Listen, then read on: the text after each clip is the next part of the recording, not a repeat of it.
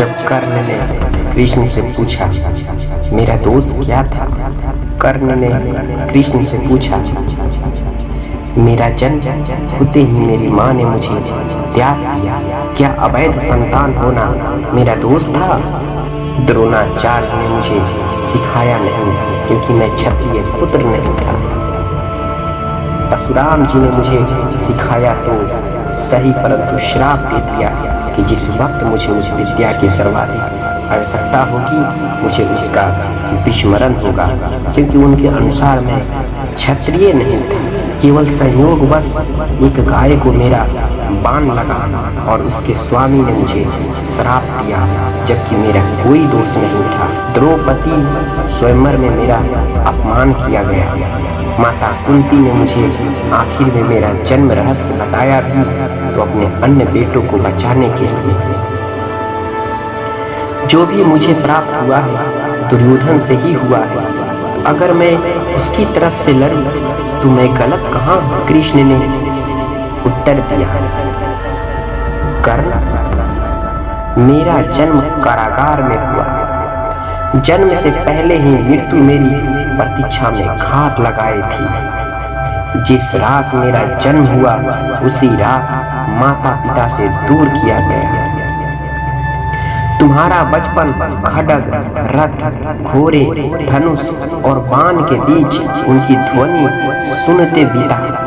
मुझे ग्वाले की गौशाला मिली, गोबर मिला और खड़ा होकर चल भी पाया। उसके पहले ही कई प्राणघातक हमले झेलने पड़े। कोई सेना नहीं, कोई शिक्षा नहीं, लोगों से ताने ही मिले कि उनकी समस्याओं का कारण मैं हूँ। तुम्हारे गुरु जब तुम्हारे शौर्य की तारीफ कर रहे थे, मुझे उस उम्र में कोई शिक्षा भी नहीं मिली थी। जब मैं 16 वर्षों का हुआ तब कहीं जाकर ऋषि सांदीपन के गुरुकुल पहुंचा। तुम अपनी पसंद की कन्या से विवाह कर सके। जिस कन्या से मैंने प्रेम किया वो मुझे नहीं मिली और उनसे विवाह करने पड़े जिन्हें मेरी चाहत थी या जिनको मैंने राक्षसों से बचाया था। मेरे पूरे समाज को यमुना के किनारे से हटाकर एक दूर समुद्र के किनारे बसाना पड़ा। उन्हें जरासंध से बचाने के लिए रण से पलायन के कारण मुझे भीरू भी कहा गया। अगर दुर्योधन युद्ध जीतता है तो तुम्हें बहुत श्रेय मिलेगा। धर्मराज अगर जीतता है तो मुझे क्या मिलेगा?